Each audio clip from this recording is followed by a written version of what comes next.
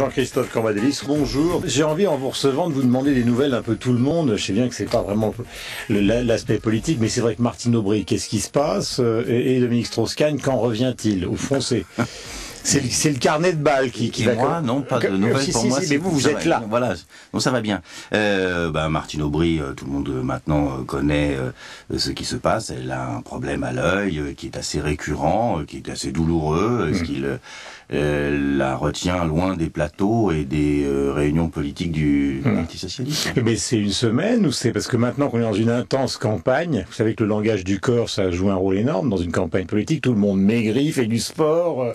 Oui, je pense pas que ce soit l'élément le plus important. Elle se soigne et elle sera d'attaque dans quelques jours.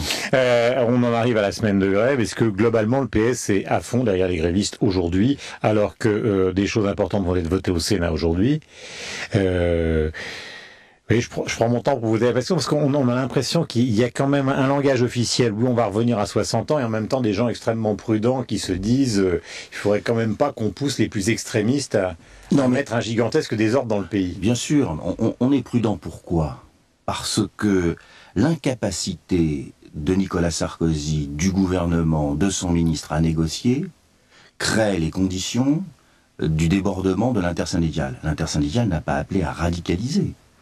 La radicalisation est le produit de cette incapacité, de cet autisme, de cette volonté de ne pas ouvrir la moindre négociation, la moindre discussion. Bah si, elle a lieu au Sénat. Oui, mais regardez, elle a lieu au Sénat pour qu'elle ait commencé au Sénat sur des éléments, vous avouerez, quand même assez secondaires, même s'ils ont leur importance. Il a fallu un psychodrame à l'Assemblée nationale, plusieurs manifestations et des menaces de grève générale. Franchement...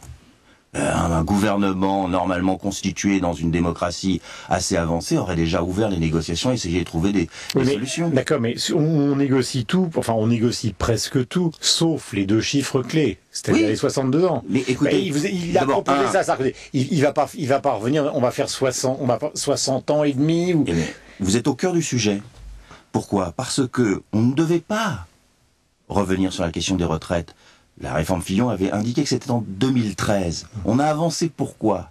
Parce que Nicolas Sarkozy a pensé pouvoir se rétablir dans l'opinion de droite en étant déterminé sur sa réforme des retraites. Donc il ne fait que de la politique. Il ne fait que de la politique. Et vous aussi. Il ne fait que... Nous ne sommes pas maîtres du terrain, nous ne sommes pas maîtres de l'ordre du jour de l'Assemblée nationale. Il y a quand même beaucoup de leaders socialistes qui étaient dans les manifestations ces derniers jours. Donc, mais à partir de là, nous expliquons que cette réforme est une réforme politique, idéologique, pas financée et injuste.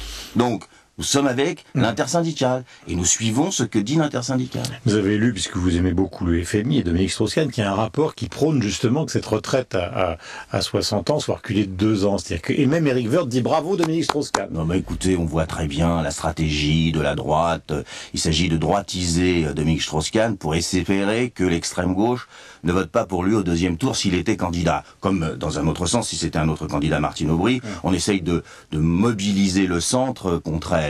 Donc ça, c'est la stratégie de Nicolas Sarkozy pour se faire réélire. On est là-dedans. Mais il existe ce rapport. Mais il y a quand même des experts internationaux. Non, mais c'est un rapport sur le G20, page 20, en haut, à droite.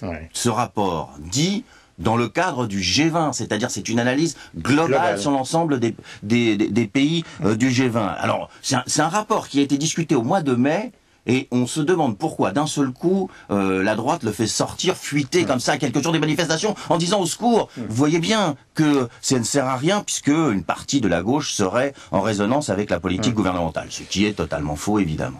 Jean-Christophe Cambadélis, vous signez 10 mois où sont les fleurs. C'est un essai sur la politique étrangère de Nicolas Sarkozy, avec à la fois la critique de cette politique et évidemment les propositions. On sort d'une convention du PS. D'abord, pourquoi vous la qualifiez de speed diplomatie, cette politique étrangère? Et parce qu'à partir du moment où elle n'a pas d'axe, elle n'a pas d'orientation, elle n'a pas de cohérence, elle prend les événements un par un et elle répond au moment. Donc c'est un peu speed, c'est un peu le style du président de la République. Et puis c'est une politique de coups. On fait des... Vous le décrivez comme, disons, sur la ligne George Bush, au plan mondial au départ de sa présidence, et puis désarçonné par l'arrivée d'Obama, en fait. C'est ça ? Absolument. C'est-à-dire que au départ, il a une analyse, comme souvent. Nicolas Sarkozy n'est pas quelqu'un qui est désincarné au départ. Il a une analyse de la situation mondiale. Et cette analyse, c'est la victoire du monde occidental après la chute du mur de Berlin. Et ça ne sert à rien d'être à équidistance des camps, comme l'était le général de Gaulle ou François Mitterrand. Il faut être à l'avant-garde du monde occidental. D'où la réintégration. D'où la réintégration dans l'OTAN. Tout ça a été négocié à l'époque de George Bush. D'où la pression sur l'Iran, d'où la pression sur la Russie, d'où la pression sur la Chine, ou les discours sur l'Afrique. Tout ça, c'est très néoconservateur. Et puis l'arrivée, enfin la crise financière d'une part, qui le déstabilise en France, mais qui le déstabilise à l'échelle internationale. Mais qui gère bien.